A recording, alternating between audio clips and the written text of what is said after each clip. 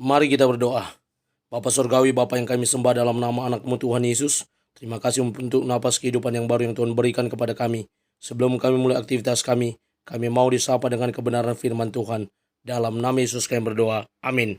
Sapaan rohani buat kita pada pagi hari ini, Sabtu 17 Februari 2024.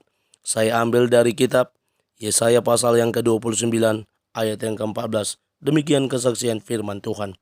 Maka sebab itu, sesungguhnya aku akan melakukan pula hal-hal yang ajaib kepada bangsa ini. Keajaiban yang menakjubkan, hikmat orang-orangnya yang berhikmat akan hilang, dan kearifan orang-orangnya yang arif akan bersembunyi. Tuhan melakukan hal ajaib bagi kita. Ibu, bapak, saudara terkasih dalam nama Tuhan kita Yesus, perbuatan ajaib atau yang sering sekali diidentikan dengan yang namanya mukjizat hanya kita peroleh yang pertama langsung dari Tuhan, atau yang kedua dari orang-orang yang bisa melakukan atau memiliki ilmu gaib sehingga mereka juga boleh melakukan hal-hal yang ajaib. Tapi itu hanya terbatas saja kalau manusia terbatas kekuatannya. Tetapi kalau Tuhan tidak, tak terbatas perbuatannya. Ibu, bapak, saudara, sebagaimana sapaan rohani pada hari ini, pada Yesaya pasal yang ke-29 ayat yang ke-14 yang berkata, maka sebab itu, sesungguhnya aku akan melakukan pula hal-hal yang ajaib kepada bangsa ini. Ada hal yang ajaib yang akan dilakukan oleh Tuhan. Dan kalau kita berbicara konteks pada Nats ini, yang merupakan bagian dari proto Yesaya, di mana Allah berkata kepada bangsa itu melalui Yesaya bahwa mereka akan terbuang ke Babel sebagai budak. Dan benar saja mereka terbuang, dan itu akan dituliskan dan digenapi pada Deutro Yesaya. Dan hal ini kita boleh melihat ada hal ajaib yang Tuhan lakukan. Keajaiban yang bagaimana sementara mereka akan menjadi bagian dari orang yang terjajah. Ada keajaiban-keajaiban lain yang akan Tuhan sediakan, termasuk cara mereka pulang setelah 70 tahun berada di pembuangan.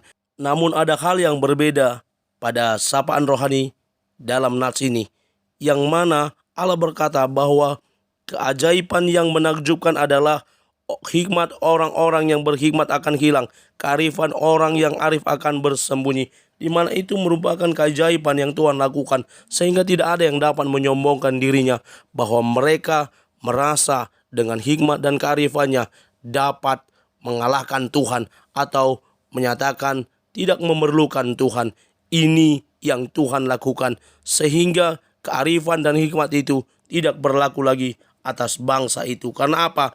Tuhan sudah menghilangkan hal tersebut daripada mereka. Berbicara tentang mukjizat dalam hidup kita, tentunya hal yang berbeda dari apa yang dilakukan Tuhan pada bangsa itu.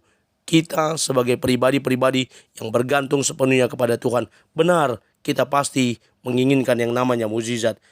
Bernard Shaw berkata, mukjizat dalam arti fenomena yang tidak dapat kita jelaskan mengelilingi kita di setiap sisi. Kehidupan itu sendiri adalah mukjizat. Transformer Community berkata, di mana ada harapan, di situ ada mukjizat. Mari kita terus berharap hanya kepada Allah saja, karena perbuatannya yang ajaib sepanjang hidup kita. Kita ada sebagaimana hari ini, kita ada itu bagian dari hal ajaib yang Tuhan kerjakan. Amin, kita berdoa. Terima kasih Bapa untuk firman-Mu. Mampukan kami menjadi pelaku kebenaran firman Tuhan. Dalam nama Yesus kami berdoa. Amin. Selamat beraktivitas. Tuhan Yesus memberkati. Shalom.